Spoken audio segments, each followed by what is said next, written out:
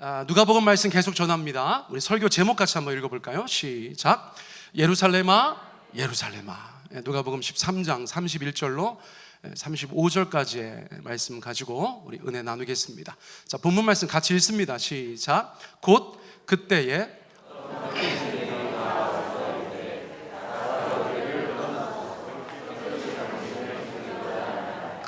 이르시되 너희는 가서 저 여우에게 이르되 오늘과 내일은 내가 귀신을 쫓아내며 병을 고치다가 제3일에는 완전하여 지리라 하라.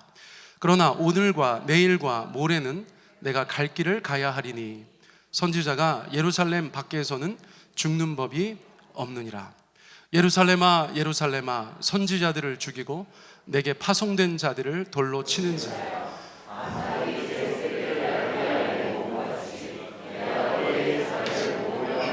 몇 번이냐? 그러나 너희가 원하지 아니하였도다. 보라, 너희 집이 황폐하여 버린 바 되리라. 내가 너희에게 이르노니 너희가 주의 이름으로 오시는 이를 찬송하리로다 할 때까지는 나를 보지 못하리라 하시니라. 아멘. 예수님은 계속 예루살렘으로 가고 계신 거예요. 계속 예루살렘으로 가고 계십니다. 지금 요 누가복음 상황에서 예수님께서 제자들을 포함하여서 이스라엘 사람들에게 계속해서 말씀하시는 것은 너희들에게 기회가 있지만 그 기회는 영원한 것이 아니고 하나님 앞에 그 좁은 문으로 들어가지 않으면 너희는 심판받을 것이다. 계속해서 그 메시지를 주고 계신 거예요. 여러분들이 이미 알고 계신 것처럼 역사적으로 예수님께서 그 말씀 하시고 나서 한 세대가 다 가기 전에 이스라엘은 멸망합니다. 여러분, 이것이 굉장히 중요한 것입니다. 성경을 이해하는 것에 있어서 누가복음 또는 기타 다른 어떤 복음서를 이해하는 것에 있어서 예수님께서 사역하시던 그 세대에서 한 세대가 지나지 않아서 이스라엘이 망한다는 것이 굉장히 중요한 거예요. 그러니까 예수님께서는 그냥 이렇게 아무 의미 없는 말씀을 하신 것이 아니고 정말 마지막 경고를 하고 계시다. 여러분, 그것을 우리가 이해하는 것이 굉장히 중요합니다. 그러니까 예수님께서 얼마나 몸부림치셨어요. 하나님 앞에서 기도로 몸부림치시고 말씀을 전하시는 것에 진심이시고 악한 영들과 싸워나가시고 사람들의 잘못된 생각들을 교정하시려고 목숨을 거셨다는 거예요. 목숨을 거셨어요. 그러니까 이스라엘을 구원하시려고, 그 백성들을 살리시려고 목숨을 거신 거예요. 하나님의 아들이 목숨을 거셨어요. 아이러니한 일이에요. 그런데 계속해서 세상의 반응은 이따위예요. 어떤 것입니까? 여러분, 누가복음 13장 31절 읽어보세요. 시작. 곧 그때에 어떤 바리새인들이 나와서 이르되 나가서 여기를 떠나소서. 헤롯이 당신을 죽이고자 하나이다. 사람들을 살리고 이스라엘을 구원하고 하나님께 돌아오라고 말씀하고 계시는 예수님을 세상 권력자들은 죽이려고 한다는 것이에요. 분봉왕이었던 헤롯, 예수님께서 헤롯의 경내에 있었어요. 그러니까 헤롯이 예수님을 죽이려고 했다는 것입니다. 세상이 원한 것, 세상 권력자가 원한 것, 헤롯이 원한 것, 지금도 사람들이 원하는 것, 예수님께서 온전히 그분의 역할을 감당하지 못하게 하는 것. 여러분, 이것은 변하지 않는 것 같아요. 그러니까 예수님께서 뭐라고 하십니까? 하나님의 아들로서 이 땅에 오셔서 그들을 살리려고 최선의 최선을 다하고 있는데 그 세상 권력자는 당신을 죽이려고 해요. 그러니까 예수님께서 이렇게 말씀하셨어요. 여러분, 세번역 성경으로 읽어보겠습니다. 시작. 가서 그 여우에게 전하기를 보아라. 오늘과 내일은 내가 귀신을 내쫓고 병을 고칠 것이요 사흘째 되는 날에는 내 일을 끝낸다 하여라. 여러분, 예수님께서 그런 위협 속에서도 말씀하신 것은 나는 내 일을 완수하겠다는 메시지예요. 그런데 여러분 보세요.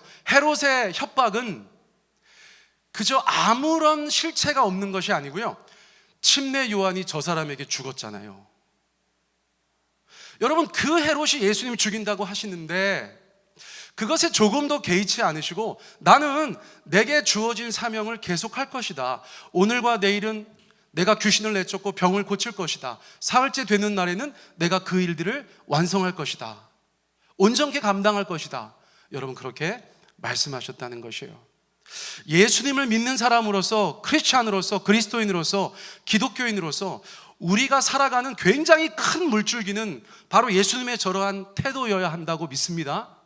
여러분, 세상이 우리 가운데 때로는 원치 않은 핍박과 어려움을 줄 수도 있어요. 주변 사람들의 아주 따가운 눈총이 있을 수도 있어요. 그러나 예수 믿는 사람들은 어떻게 해야 됩니까?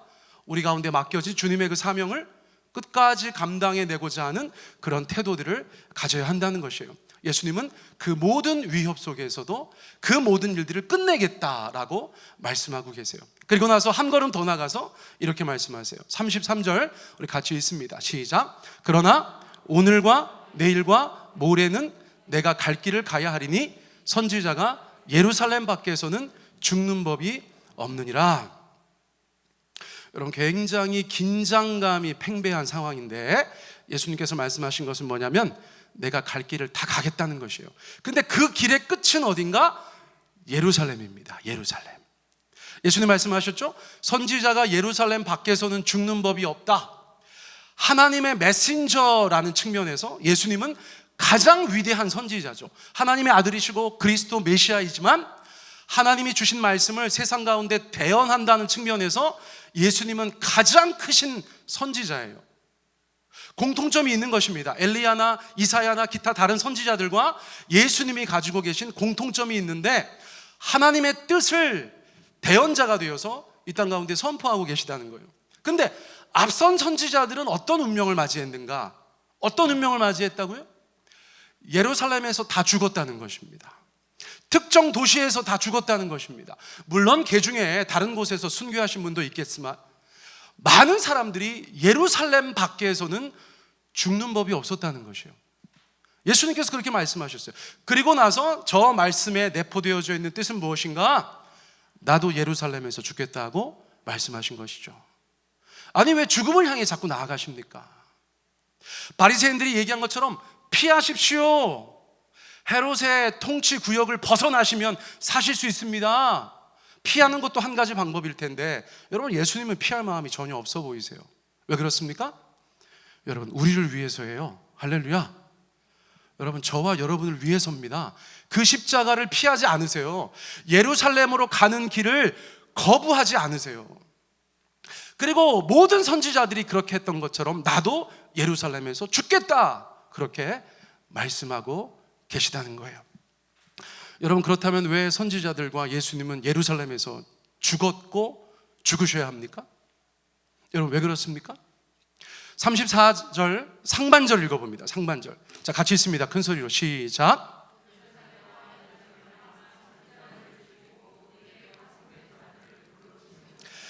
아직 예수님께서 예루살렘에 도착하신 것 같지는 않지만 바리새인들에게 헤롯의 이야기를 듣고 또 스스로 예루살렘에서 죽겠다 말씀하시고 나서 예루살렘이 마음에 자리 잡으신 것 같아요.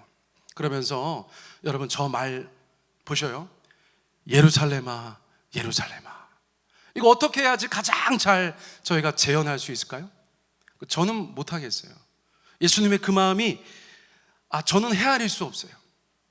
그런데 예수님께서 예루살렘을 생각하시면서 두 번이나 탄식하시면서 사랑과 짙은 아쉬움과 애통함을 그 안에 담으셔서 말씀하시는 거예요. 예루살렘아, 예루살렘아. 우리가 알기로는 평화의 도시 아닙니까? 여러분, 샬롬의 집 아닙니까? 그런 예루살렘, 여러분, 지금도 사람들이 예루살렘 많이 가고 싶어하고 예루살렘에 대한 환상을 가지고 있고 유대 사람들이 가지고 있었던 예루살렘에 대한 어떤 그런 여러 가지 의미가 있는데, 이미지가 있는데, 예수님께서 지금 저렇게 곱씹으시는 예루살렘은 그런 예루살렘하고는 너무 거리가 멀어요. 어떤 예루살렘입니까? 하나님의 눈으로 바라본 예루살렘인데 그 예루살렘은 선지자들을 죽이고 예루살렘, 이스라엘로 파송된 하나님의 사람들을 돌로 치는 도시였다는 거예요. 여러분, 그런데 왜 예루살렘에서 사람들이 선지자들을 돌로 쳐 죽였는가? 여러분, 구약 성서에 보면 돌로 쳐 죽이는 사람들이 크게 두 개의 대상이 있어요. 제가 밑에 적어놨습니다. 신성모독으로 죽이는 것입니다. 배교했다고 죽이는 것이에요. 여러분, 아이러니해도 너무나 아이러니하지 않습니까? 하나님께서 보내셔서 성신에 충만하여서 하나님의 말씀을 목숨 걸고 전하는 사람들을 신성 모독한다고 죽이고 배교한다고 죽였다는 거예요. 여러분, 그런데 우리가 다시 한번 생각해 볼 필요가 있는 것이, 예수님의 세상 죄목은 무엇입니까? 예수님도 신성 모독했다고 십자가에 달려 돌아가셨다는 것이에요. 여러분, 하나님의 사람들의 운명이 온통 그런 것이었다는 것입니다.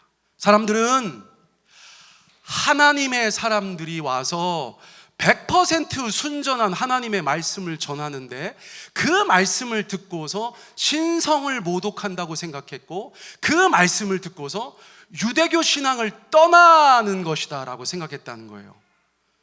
여러분, 이게 무슨 얘기입니까?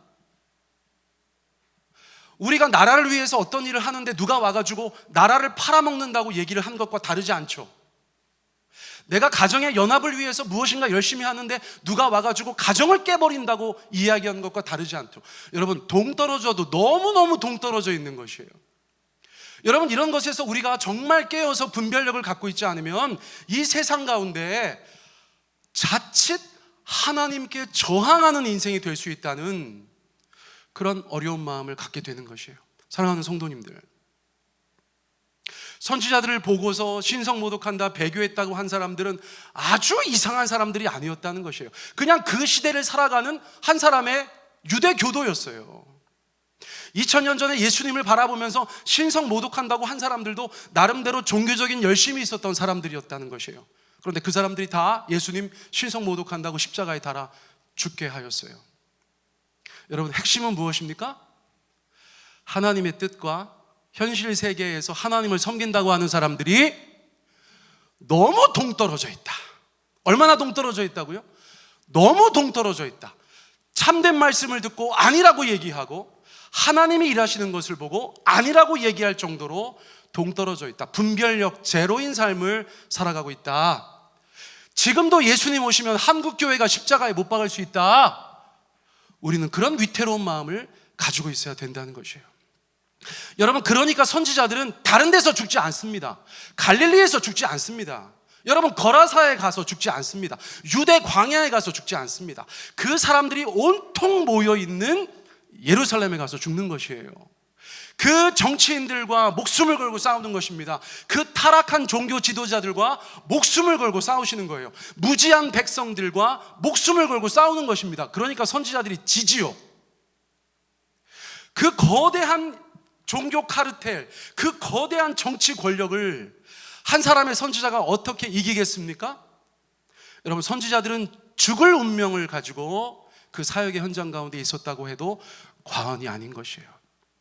예수님 능력 있으셨죠. 명령하면 12영이나 되는 주님의 천사들이 내려와서 이 땅을 그냥 다 점령할 수도 있는데 예수님 그렇게 하지 않으시죠? 선지자들과 똑같은 길을 가시는 것입니다. 능력이 없어서가 아니라 우리를 위해서 그 피를 흘리시려고 그렇게 했다는 것이에요. 자, 그러니까 예수님의 관점에서 예루살렘은 무엇입니까? 예수님의 관점에서 예루살렘은 전쟁터입니다. 예수님의 입장에서 예루살렘은 전쟁터 중에서 가장 격전지예요. 전투가 가장 치열하고 많은 희생자를 내고 많은 사상자를 내는 것이 바로 예루살렘입니다. 사람들이 생각하는 그런 성지가 아니고요, 거룩한 성 예루살렘이 아니에요. 격전지예요. 격전지. 예수님은 지금 그 예루살렘으로 가시는 거예요. 남들처럼 뭐 여행한다? 아닙니다. 여러분, 전장으로 나가시는 거예요. 전장으로 나가세요. 사랑하는 성도님들, 오늘날 영적인 싸움은 어디에서 일어날까요? 서울이요, 서울. 세종에서도 일어나죠. 정부청사에 있어서. 어떤 면에서요? 어떤 면에서? 어떤 면에서? 여러분, 한국교회와 관련하여서 가장 결정적인 법안들을 내는 국회가 서울에 있고, 우리 대한민국과 관련하여서 가장 중요한 일들을 행사하는 대통령실이 서울에 있고, 대법원이 서울에 있고, 국방부가 서울에 있고, 그런 측면에서 선지자들은 서울에 가서 죽는 것이죠. 대한민국에 선지자가 있다면 서울에 가서 죽는 것이에요. 여러분, 지금 제가 말씀드리는 게 무슨 말씀인지 아시겠죠? 예수님 이 땅에 오시면 여러분 저기 낙도나 시골에서 시작하실 거예요. 그런데 예수님 이 땅에 오신다면 어디로 가십니까? 여러분, 서울로 자꾸 올라가실 거예요. 어디 가세요? 여러분, 국회에 가실 거예요. 어디 가세요? 대형 교회들 교단 사무실 가실 거예요. 어디 가세요? 여러분, 대통령실 가실 수도 있어요. 어디 가십니까? 대법원 가실 거예요. 예수님 거기 가셔서 하나님의 말씀대로 목숨 걸고 싸우실 거예요. 온전한 하나님의 뜻을 위해서. 여러분, 이 땅에 선지자가 드러난다면 서울에 가서 죽는다. 여러분, 이 말씀을 여러분들 가운데 이해를 돕게 하기 위해서 제가 그렇게 말씀드렸어요. 그러니까 예수님은 예루살렘에 가서 죽으시는 거예요. 그런데 예루살렘아 예루살렘아 그렇게 애통해 하시는 예수님은 예루살렘의 과거와 현재와 미래 때문에 애통해 하고 계신 거예요. 자, 34절 하반절 읽어보세요. 같이 읽습니다. 시작. 암탉이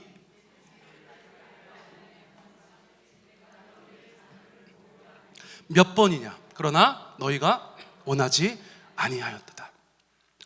원한다는 헬라어 동사가 3번 쓰인다고 해요. 맨 처음에는 헤롯이 원했다. 그렇죠?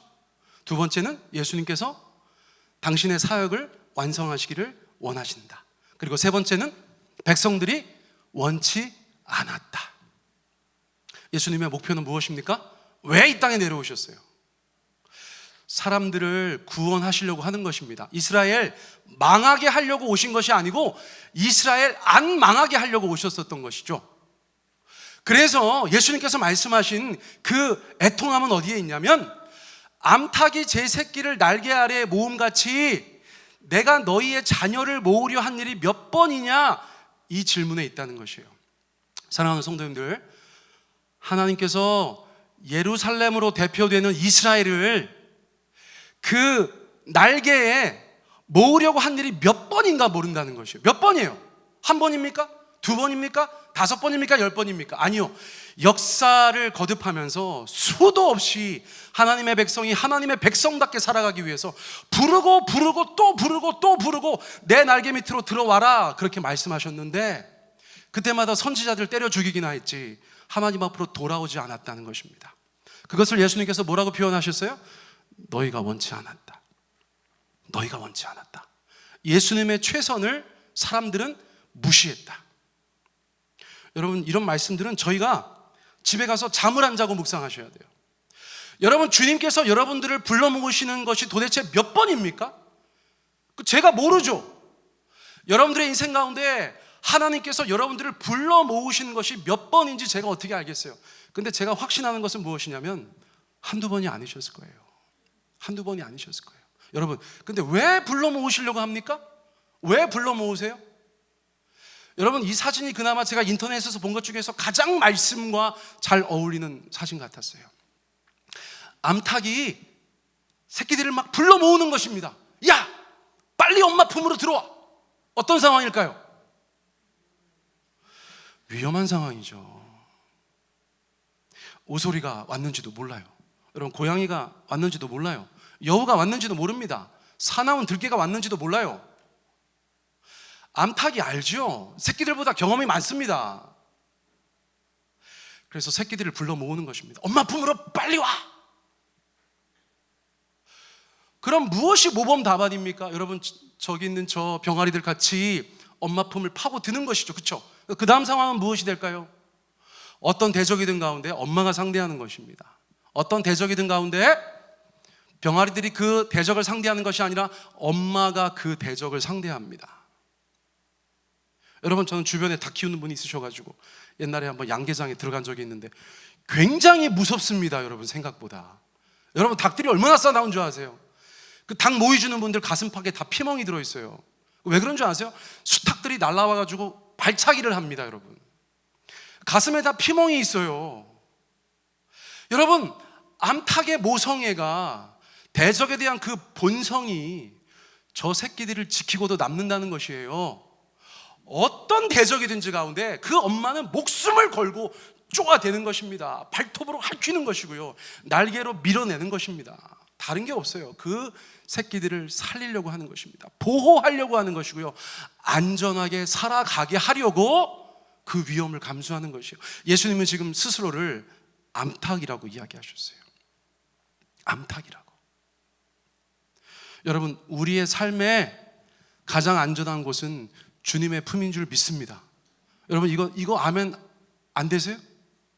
여러분, 우리의 삶에, 우리의 영혼에, 우리의 영원에 가장 안전한 곳은 주님의 품인 줄 믿습니다. 주님이 어떻게 보이시는지 모르겠어요, 여러분 눈에. 여러분, 그런데 우리를 한번 품겠다고 하시면 예수님의 눈에는 우리밖에 안 보이시는 거예요. 마귀가 어떤 형태로 달려들든지, 세상이 어떤 형태로 달려들든지, 여러분, 그 싸움이 우리의 싸움이 아니고 우리의 예수님의 싸움이 되는 이유가 거기에 있는 것이죠. 그런데 안타깝다는 것입니다. 예수님은 그들을 지켜주시려고, 보호하시려고, 대신 싸워주시려고 부르고 또 부르는데 모이질 않는다는 것이에요. 모이질 않는다는 것이에요. 여러분, 하나님께서 저와 여러분 개개인을 품어주시기를 간절히 사모합니다. 저와 여러분들의 가정을 품어주시기를 간절히 소원합니다. 우리 교회를 품어주시기를 간절히 소원해요. 여러분, 대한민국을 품어주시기를 간절히 소원해요. 이 메시지 자체가 굉장히 거국적인 메시지거든요. 이스라엘아, 정신 차려라, 니네 망한다. 예수님께서 그런 측면에서도 말씀하신 것이니까, 여러분, 저도 요즘 대한민국 생각이 많이 났어요. 여러분, 정말 주님 앞에 기도 많이 하셔야 됩니다. 그렇죠? 정치하는 사람들이 정말 정치를 하도록, 바른 정치를 하도록. 경제가 굉장히 어려워요. 여러분, 저희 나라 지금 12개월 동안 무역 적자를 내고 있다는 것이에요. 오늘 아침에 뉴스가 그렇게 나오더라고요. 외교나 국방도 굉장히 어렵죠. 요즘 일본이 여러분 재무장하고 있어요. 제국주의의 꿈을 버리지 못했어요. 여러분, 일본은 지금 극우단체가, 극우 정권이 들어서 있잖아요. 우리나라 식민 통치했던 그 자손들이 여러분 정권을 잡고 있어요. 중국은 대만하고 자꾸 전쟁하겠다고 지금 나대고 있잖아요. 우리와 가까운 러시아는 실제로 그 옆 나라를 침공해 있는 상태잖아요. 여러분, 이런 어려운 상황 속에서 한국교회 교인들께서 이러한 것들을 보지 못하고 그냥 나 잘 먹고 잘 사는 것, 내 자식 조금 잘 되는 것, 뭐 재테크 조금 이렇게 수익 나는 것, 여러분, 그런 것 가지고 우리가 일희일비하면 되겠습니까? 여러분, 우리의 눈이 주님의 수준으로 가서 조금 더 거국적이고 조금 더 열방을 바라볼 수 있는 그런 안목을 가지지 않으면, 여러분, 내 인생에 무슨 일이 벌어질 줄 알아요? 우리 가정에 어떤 일이 있을 줄 알아요? 여러분, 대한민국에 무슨 일이 있을 줄 알아요? 저는 이 말씀을 준비하면서 예수님의 그 마음이 막 다가오는 것이에요. 예루살렘아, 예루살렘아, 야 누구야. 예수님의 그 절박하고 안타까운 마음이 막 전해지는 거예요. 여러분, 예수님 지금 우리 가운데 말씀하고 계신지 몰라요. 이 설교를 통해서 저와 여러분들 한 분 한 분에게 말씀하고 있는 것이에요. 암탉이 제 새끼를 날개 아래에 모음같이 내가 너희의 자녀를 모으려고 한 일이 몇 번이냐? 그러나 너희가 원치 않았어. 원치 않은 사람들에게 있을 결과는 무엇이냐? 여러분, 35절입니다. 세 번역으로 읽어봅니다. 자, 같이 읽습니다. 시작. 보아라, 너희의 집은 버림을 받을 것이다. 내가 너희에게 말한다. 너희가 말하기를 주님의 이름으로 오시는 분은 복되시다 할 그때가 오기까지 너희는 나를 다시 보지 못할 것이다. AD 70년, 서기 70년. 여러분, 로마의 타이투스 장군이 실제로 예루살렘을 함락하고 성전을 불살랐어요. 그 40년 전에 예수님께서 저렇게 말씀하신 거예요. 내가 3년 동안 하나님의 아들로서 공생애를 이렇게 감당하다 보니까, 야, 이거 진짜 큰일 났는데, 너네가 원치 않는다면 그 결과는 뻔하다. 보아라, behold, 너희의 집은 버림을 받을 것이다. 여러분, 이런 말씀 안 좋아하시죠? 저도 부담스러워요. 그런데 영적인 것은 원리입니다. 원리. 우리가 하나님 앞에 회개하지 않고 그분의 품 안으로 돌아가지 않으면, 그분의 뜻대로 살아가지 않으면, 개인이든 가정이든 나라든 민족이든 세계든 여러분 똑같은 운명을 맞이하게 된다는 것이에요. 역사가 우리 가운데 보여주는 것이 그것이 아니겠습니까? 그러므로 원치 않는 사람들 너희는 너희 집이 버림받을 것이다. 예루살렘에게, 이스라엘에게 그렇게 말씀하셨어요. 안타깝게도 한 세대가 지나지 않아서 예루살렘에 저 말씀이 성취되었다는 것이에요. 그러므로 바른 선택은 무엇이었을까요? 예수님께서 그것을 보진 못하셨는데 언젠가 너네가 그렇게 고백하면 나를 다시 보게 될 것이다, 그렇게 말씀하셨어요. 여러분, 예수님의 말씀이 무엇이었어요? 주님의 이름으로 오시는 분은 복되시다 라고 하는 사람들은 예수님을 다시 보게 될 것이다, 그렇게 말씀하셨다는 거예요. 우리의 선택은 사실 정해져 있었어요. 너무나 분명한 것이에요. 그러나 사람에 따라서 정답으로 반응하지 못하는 분들이 우리 가운데는 얼마든지 있을 수 있다는 것이에요. 사랑하는 성도님들, 오늘 말씀이 조금 무거우시죠? 저는 설교 준비할 때부터 알아봤어요. 이게 가볍게 나갈 말씀이 아니에요. 그러므로 여러분들 질문 드립니다. 여러분 한 분 한 분을 향하신 하나님의 목표는 무엇일까요? 예수님께서 절대 포기하지 않으시고 목숨을 걸고 끝까지 완수하기 원하시는 예수님의 그 목표가 우리 한 사람 한 사람에게 있다는 것이에요. 여러분, 이 본문 말씀 안에 그 목표가 들어있죠? 여러분, 또 도전의 말씀 드립니다. 여러분들은 여러분들의 인생을 통해서 하나님께서 내가 너 지켜줄게, 내가 너 보호해줄게, 내가 너를 대신해서 싸워줄게, 그렇게 말씀하시고 여러분들을 품으려고 하실 때 여러분 그 품에 들어가셨어요? 아니면 도망가셨어요? 그 품에 들어가셨어요? 도망가셨어요? 여러분, 이 질문이 우리 안에서 주께서 원하시는 대답으로 나오는 그 인생이 복된 인생인 줄 믿습니다. 우리 이 시간에 우리 같이 한번 기도드렸으면 좋겠어요. 사랑하는 성도님들, 복 받는 게 다가 아니에요. 우리 한 사람 잘 사는 거, 우리 한 가정 잘 나가는 거, 여러분 그거는 중요하지만 가장 중요한 것은 아니에요. 여러분, 먼저 우리 사는 대한민국을 위해서 기도하십시오. 여러분, 우리 지역의 정부 청사, 나라에 하는 공무원들을 위해서 기도해 주십시오. 여러분, 세종 배단위 교회를 위해서 기도하십시오. 그리고 여러분들의 가정을 위해서 기도하세요. 여러분, 개개인을 위해서 기도하세요. 주님, 나를 향하신 하나님의 목표가 온전히 성취되게 하여 주십시오. 주님, 성취하여 주십시오. 포기하지 않으시고, 절대 포기하지 않으시고 우리를 위해서 일하시는 예수님, 주님의 그 꿈을 우리의 삶 가운데 이루어 주십시오. 그리고 내가, 우리 가정이, 우리 교회가, 이 나라, 이 민족이 주께서 품으신다고 할 때 어미의 품으로 달려가는 병아리처럼 주여 그렇게 달려가 안기는 모든 인생들 되게 하여 주십시오. 불편하다고, 나는 믿겨지지 않는다고 예수님의 그 부르심에 응답하지 않는 자들 되지 않게 하시고, 여러분 그 품에서 살아나는 자들 되게 하여 주십시오. 여러분들이 말씀을 생각하시면서 우리 하나님 아버지 앞에 우리 합심하여 기도하겠습니다. 우리 한 3, 4분 정도 충분히 우리 같이 기도합니다. 사랑의 하나님 아버지, 감사합니다. 주님, 우리가 주님 앞에 있습니다. 주님, 우리를 부르시는 것을 듣습니다.